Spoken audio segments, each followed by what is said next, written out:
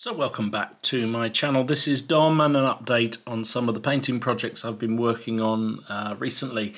So this isn't just purely a War of the Roses video for a change. I know, shock horror probe. I can actually paint other things. I just haven't wanted to lately. But that changed this week. So I think I'm beginning to sort of run through the final sort of throes of the addiction of War of the Roses. I've still got a lot of unpainted miniatures and a couple of extra bits and bobs I want to finish off. Like I want to finish off Clifford's retinue. I need to do some more light cavalry, and I've got a whole bunch. There's a commander I want to do for the Stanley Force, but there's also a whole bunch of other unpainted plastics and metals which I am going to do a future Yorkist forced with, just so that I've got another faction to fight with or against. Anyway, I also wanted to do a pure unit of Bill troops. And in my mind, I conceived this as sort of a kind of like a town militia. I was reading one of the books about the Battle of Northampton, and they give an army list of all the different retinues that were there, and at the back they talk about the number of sort of local militia or town folk who joined in various with both sides actually. And I thought, well, actually having a unit of just billmen might be good. I had some spares, I made up some more. I bought a pack of Perrys as well, metals, so there's a mixture of Perry plastics, Perry metals in here. And I'd made up this group. Now and then I thought, well, how do I, what standards do I use on it and all that? In the end, I took the easy route and said, well, they're part of Stanley's land, so I've given them the Stanley flag. And I've also given them an English flag just because patriotic like that. So just simple paint job. I haven't bothered to try and get any of the livery in the troops because they're just supposed to be, kind of press ganged men, I guess, into fighting for their lord. So that's that done. I'm quite pleased to get that finished and off the plastic pile. So I've shown in various videos my Russian Shakos and Bayonets force. So I decided to do a winter Russian themed army, and I have to admit, when Front Rank were mentioned that they were selling up the business, I bought a whole load more Front Rank Russians just because I like them very much and I wanted to have the option to build out this force a bit more. This week, in fact probably after you've watched this video, I have a game, sorry, it will be before you watch this video. I will have a game down at the Pop-Up Club in Farnborough where we're going to play Black Powder 1812. And I thought, right, well, this is a good excuse to get another couple. We need more Russians, so I thought I would paint up a couple more battalions of Russians. Since they're in greatcoats, it's relatively straightforward to do, and that's what I've done here. So these are Grenadiers. They're all metal, they're all front rank, and they were all great fun to do. Just did it exactly the same way. There's multiple different variants of the, I don't know whether you can quite see with this light, but there's multiple different variants of the grey coats. So some are actually grey, some are green, there's some browns. Just wanted to match it up, so there was a sort of little bit of subtle difference. Then when you wash them in the Nuln oil, they darken right down, and then they look very similar. But when you look at it, you think, oh yeah, that is a different colour. I based them individually on 20 by 20 square bases, and then put them on the movement trays by war bases.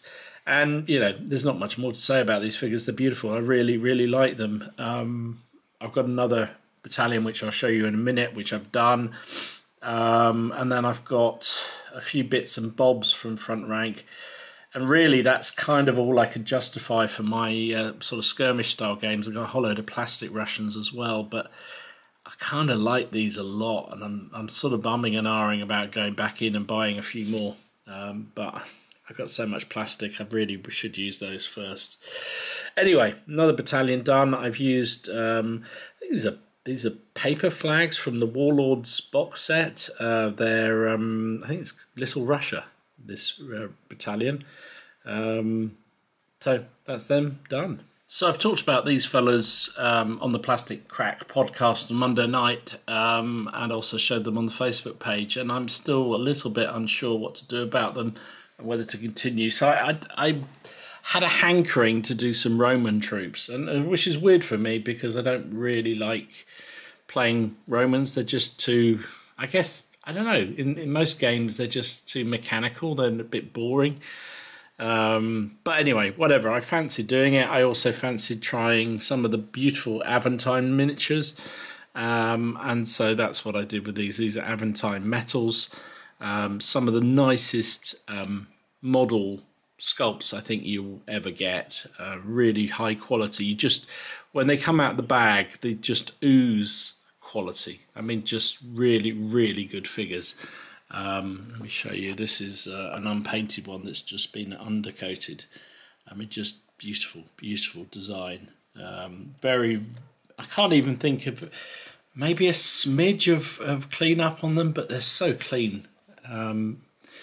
But there you go. So anyway, I thought, well, I have a test play, and given they were such nice models and I wanted to try something different, and frankly I picked up some new paint that I wanted to try out. So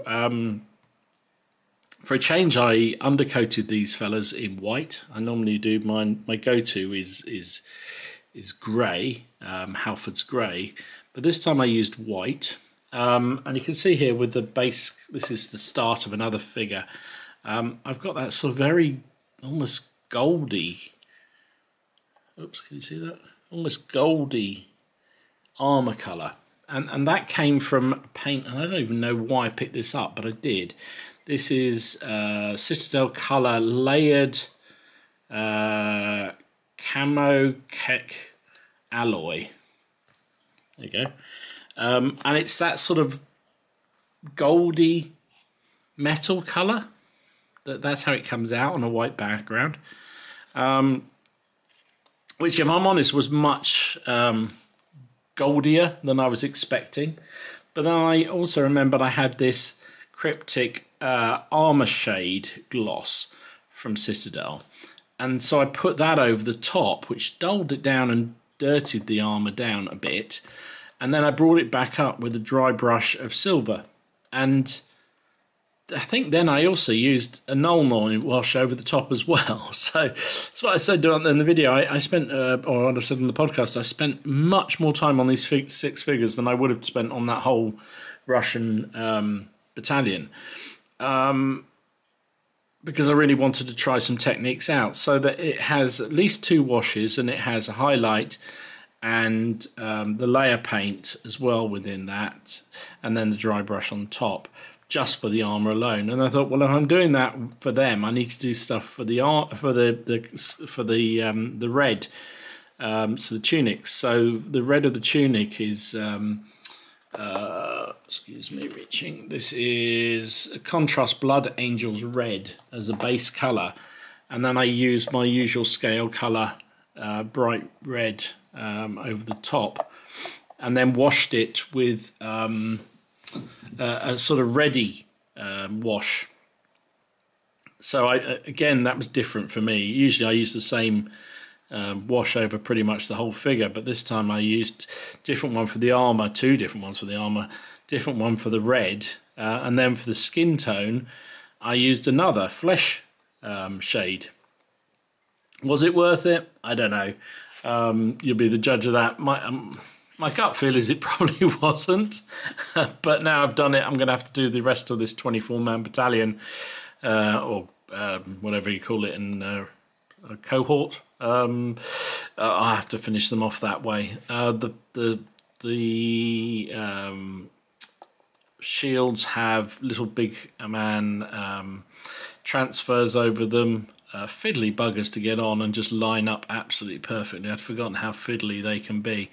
But I'm quite happy. They've come out okay. I think this will form quite a nice group. I'm not sure what I'm going to use them for, but that's why I've done them on single bases, so that they can be used in multiple different systems. I'm definitely heading back towards doing some more ancients, and so this could be the start of this process. Anyway, that's them done, and I'm reasonably happy with how they came out, although not all the time it took me to do them. So this is a unit of, well, in fact, 2 batteries of Napoleonic 12-pounder Russian guns. I painted these up quite quickly the other night because the pop-up club has been running for the last couple of weeks, and one of the guys wanted to run a Russian versus French game, Black Powder, and it was a continuation of a game we played in Shakos and Bayonets, but this obviously was a much bigger one. It's part of the 1812 retreat from Moscow, and I've got a load of 1812 winter Russians, but I hadn't got very far with my planned summer Russian project. I think, in fact, I've just done one grenadier battalion and a horse gun, I think, and a couple of officers. That's all I'd managed to get around to doing before I sort of run out of patience doing green. So I thought I'd just knock up this unit of archers, of cannons, for the game specifically, because cannons are so easy and so quick to do. So they're warlord metals. The gabions are actually from Renistra, bought separately, and I just thought they'd look quite good, because a lot of the time Russian artillery should be in placed position batteries. I've used some twigs from a sort of a screening product to sort of fill in the gaps, and used my favourite. In fact, I didn't use European mud on this. I used Russian mud because it seemed the most appropriate, from Vallejo on the base, with lots of tufts built in. I'm quite pleased with how it came out. It was a little bit rough and ready, but it was ready for the game in time, although I think in actual fact they only fired like 1 round of shells in the entire game, because it was part of the retreat from Moscow, and the French were retreating very, very rapidly, and the Russians were pursuing them extremely rapidly. Not really an ideal scenario for heavy guns to keep up with. And indeed, I think they fired once and then never had the opportunity again. But nice to get them done. I've got another one to make it a large battery, which I'll do at some point fairly soon. At least then that's a 3-gun battery, which in Black Powder makes it a large battery if you're going with two to a standard, which is what I was planning for. So there you go. It might actually get me started again on finishing off some more of the Russians. Just if I do 1 battalion at a time, I won't get bored. They're a little bit boring, because they're just pretty much the same uniform every single time. Doesn't matter whether they're Jaegers, Musketeers, or Grenadiers, or Gunners. They're pretty much the same uniform, and it's a little bit dull. But anyway, nice to get them done, and I'm quite pleased with the result. So talking about winter Russians, I realised I had another unit of musketeers in greatcoats from Front Ranks, which I'd ordered when I thought Front Rank might go out of business, given the fact they were being sold off. I really, really like these Russian great-coated figures, so I thought I'd buy another load, and that's what I did. And so for this big game up at the club, I quickly painted these fellas up as well, so they were ready to do, because I mean, greatcoat troops are so easy to do, and so quick to do. You may just about be able to tell. There's about 3 or 4 different variations I've done in their greatcoats. Some have got brown, some of them have got grey, some have got a slightly different version of brown. There's even some green in there as well, just to sort of give a little bit of variation in the colour, which is what I wanted. They've all had a heavy wash of Nuln oil, and then been dry brushed with deck tan, just to give that sort of winter feel, but also so they look a bit worn, as troops in the field would have. So that's them done. Never regret getting some figures painted up, so even though I've probably got more than I'm ever going to need for a Shakos and Bayonets force, it's nice to get them done, and basing them on the small squares like this means I can use them like this as a black powder game, because they're only marginally too wide for black powder. Just realised that guy's had a bit of a chip on his helmet. On his Shaco. Have to touch that up later. Anyway, there you go, all done. So there's another kind of winter Russians here. These are winter Russian Second World War figures. These are from Annie from Bad Squiddo Games. So I'd rather forgotten. I'd bought into a very, very small scale, literally 3 things in her recent Kickstarter. Mainly because I like to support someone like Annie, who's doing something very specialist. And the fact she does women in wars is I think is to be applauded. And as you've probably seen, if you follow my channel for any length of time, I've got a winter and also a summer Russian army for bolt action.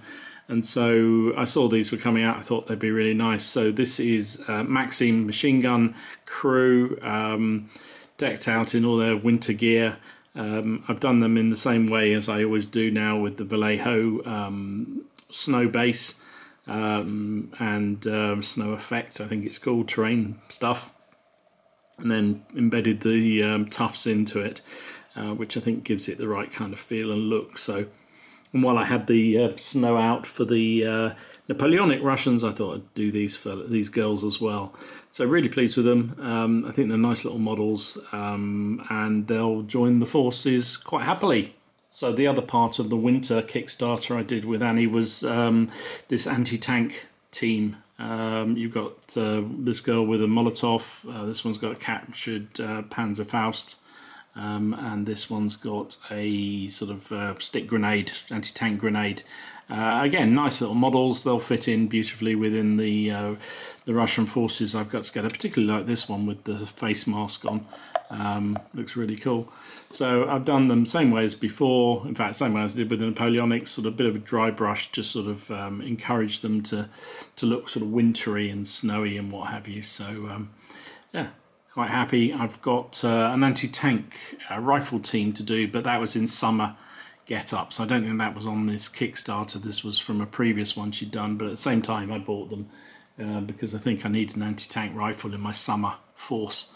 So I'll get around to painting that at some point as well. But yeah, nice models. They can go into the winter Russian selection. So finally, bit more War of the Roses. You'll have seen, if you've watched any of the battle reports I've done recently, that I've had to substitute Clifford into to command my cavalry when I've been deploying the Stanleys, and mainly because I did all the Stanleys, both Thomas and William, as dismounted command bases, and I really didn't want. I know some people do both.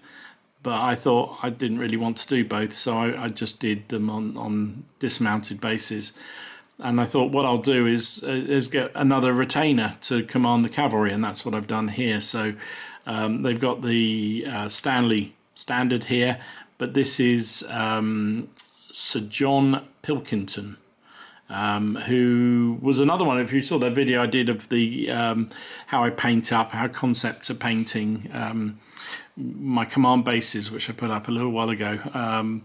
This was one of the other standards that was on that sheet, and he was actually a professional soldier, fought in France, and so probably at the start of the War of the Roses was getting on a bit, but I thought that was ideal as a sort of character who could command my Stanley cavalry.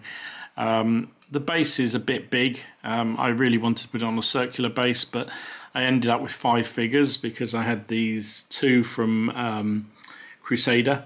Oh no, these are front rank, sorry. There's a Herald, and I think this is supposed to be a Page.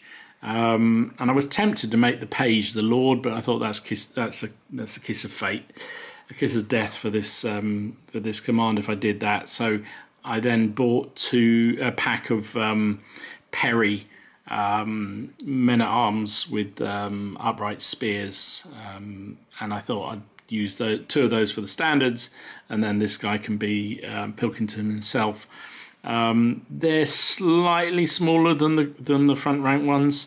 but I don't think it's going to make much difference. But having painted up the herald and the page, I thought, right, I'll stick them all on the base. And I didn't have a circular base that was big enough, so I've used this square base. But it's fine by me, I'm quite happy. I've done the herald and the page in Pilkington's colours, which is this one, the Red Cross, and Pilkington himself, I've just, to denote him, I've just done red and white stripes on his spear. But he's in full plate, so nowhere to show his colours off other than that. Okay, so but otherwise all happy with that. So yeah, finished and useful command done for the next battle. So anyway, there you go. That's what I've been up to. Lots of production of figures as usual. Bit more variety this time. Not quite obsessed with the War of the Roses entirely, but I still got loads of ideas. I went to the Barnet Medieval Festival at the weekend, and lots of ideas came out of that. Not only the battles and seeing the different reactors there, but also talking to Graham Turner, the artist, about some of his work, and picking up a couple of his pictures gave me inspiration to finish off the Clifford band, and I've now got an idea of one of the retainer lords that can be with him, to make a little mini raiding party. So quite excited to get on with that next. Anyway, you can never have too many War of the Roses figures, can you? Anyway, I hope you're doing well. I hope you're staying safe, and I hope your projects are coming together well. Really looking forward to seeing what everyone's doing. I try and keep up as much as I possibly can on their videos. I did get a little bit behind at one point, but I think I've just about caught up. But really good and lovely to see how everyone's coming together and all the hard work they're putting into their projects, and the great results that they're seeing. Thanks for the continuing support. If you like this, hit the like button, subscribe if you haven't already done so, and leave a comment in the comment section down below. Anything I can help with, anything I can point you in the right direction with, I'm more than happy to try and do so. So anyway, stay safe, stay well, and I'll see you again soon. This is Dom signing out.